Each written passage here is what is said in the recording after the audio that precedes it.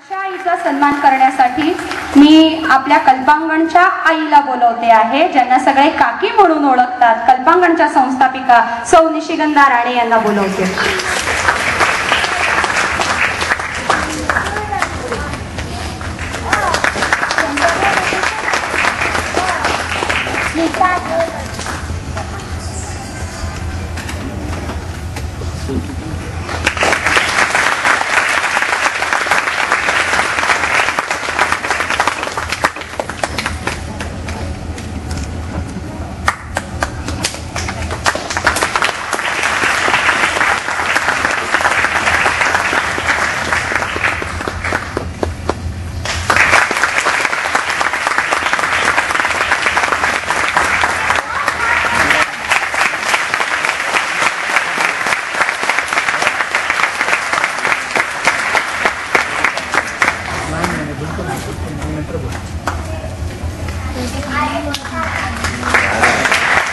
अशा आईच्या मनात दाटलेल्या भावना, साठलेल्या भावना, जी आपल्या मुलीच्या अव्यक्त भावना सुद्धा समजून घेते, त्या आईने आज इथे कल्पांगण समोर व्यक्त व्हावं असं मला वाटतं.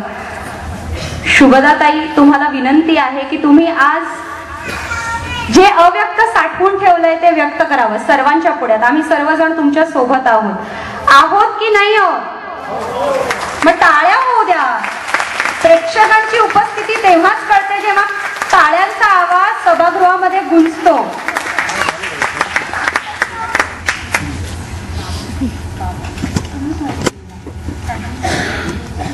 मी जास्वंदीच्या बाबांना सुद्धा विनंती करते की त्यांनी रंगमंचावर यायचंय, कारण शुभदाताईंचं असं म्हणणं आहे की या जास्वंदीला वाढवण्यामध्ये मातृत्व फक्त त्यांनी नाही निभावलंय, तर तिच्या बाबांनी सुद्धा बरोबरीने निभावलंय. त्यामुळे त्यांच्यासाठी सुद्धा जोरदार टाळ्या झाल्या पाहिजे.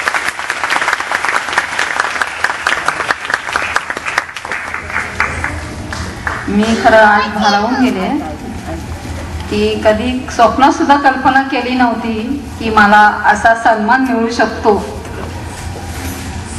पण मी सर्वप्रथम कल्पांगणचे आभार मानते की त्यांनी मला त्या योग्यतेचे समजलं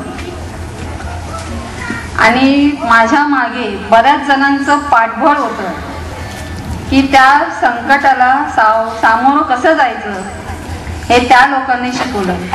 म्हणजे माझ्या घरातली कुटुंब मंडळी, ज्या जास्वंदीच्या आजी आजोबा आहेत, मावशी आहे, मामा आहे, काका आहेत, आत्या आहे, शेजारी, डॉक्टर श्रीधर गणपती आणि ज्या पाळण्या घरात मी ठेवते त्या काकी, या सगळ्यांच्या पाठबळामुळे मी आज सर्व्हिस करू शकते इंडियन नेव्ही मध्ये बिनधास्तपणे.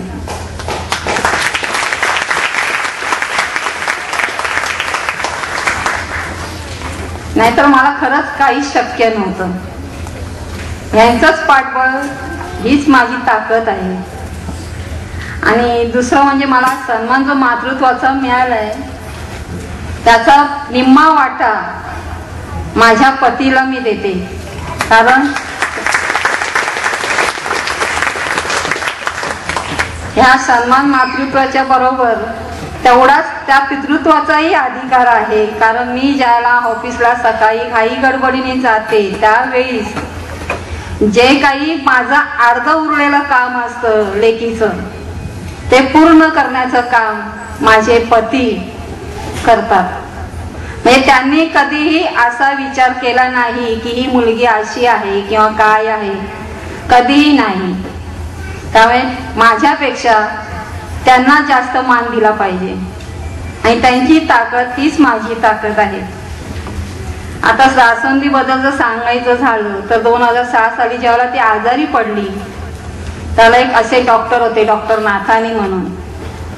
काय मी त्यावेळेला टेन्शन मध्ये होती, कारण तिला मल्टी ऑर्गन डिस्फंक्शन हा आजार झाला होता आणि मला काही सुचत नव्हतं. आणि माझं चुकून तिचं जे काही डायग्नोसिस केलं होतं की म्युकोपोलोसायक्लोसिस म्हणजे MPS कॅटेगरी 6 मध्ये जे आहे, तर ते मी सांगायचे विसरले.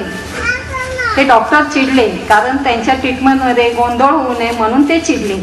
त्यांची मी भावना ओळखली. पण नंतर ज्यावेळेला तिचं BP हाय होत होतं त्यावेळी तिला ऑपरेशन करण्याची गरज होती आणि विदाउट अनेस्थेसिया तिचं ऑपरेशन करायचं होतं. डॉक्टरांनी सांगितलं होतं की तुम्हाला तिच्याबरोबर राहावं लागेल आणि तिच्याशी सतत बोलावं लागेल। बरं, अशा मुलीशी आपण किती वेळ बोलू शकतो? पण मी जवळजवळ 2.5 तास बोलत होती तिच्याबरोबर।